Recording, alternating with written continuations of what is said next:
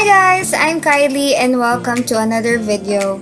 Today, we'll have another thrifted transformation kung saan itatransform natin itong large polo shirt to a cute strap Gingham top.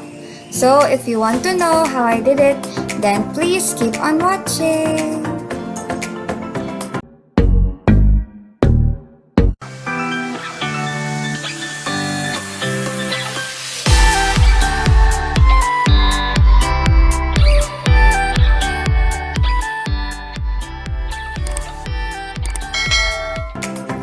First, draw a straight line across the polo shirt under the collar, and then cut.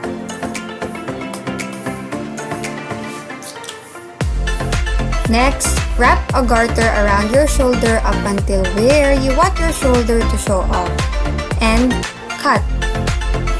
Then, pin the garter by dividing it to the different divisions of the polo shirt.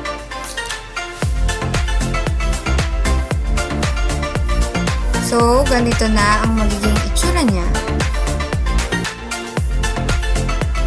Pwede na natin siyang tahiin by pulling the garter across the shirt gamit ang zigzag stitch.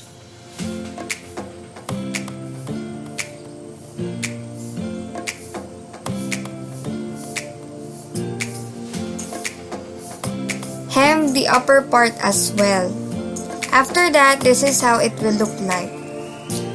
Now, measure the desired length of the top, then cut the excess.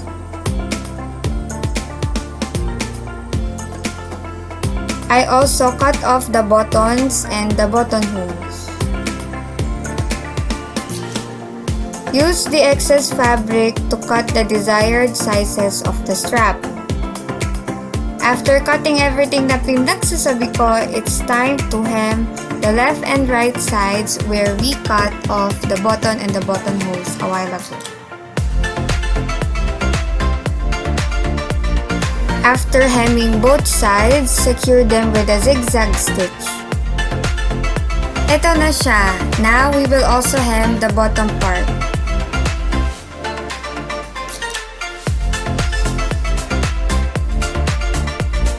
After that, fold 1/2 inch, pin, then sew around, but leave 1 inch opening for the garter.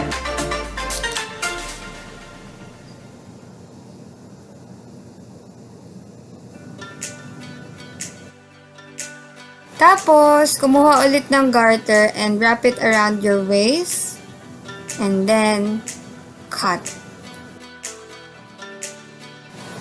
Insert the garter using pins.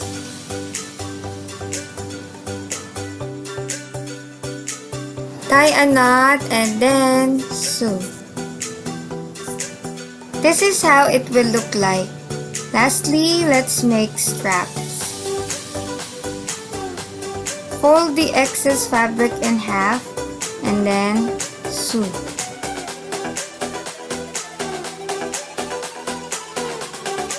Clip a pin, then turn it right sides out. Top stitch all the sides and then sew it on top. So, from an old large polo shirt, na-transform natin siya into a cute strap gingham top. O diba? Ang dali lang.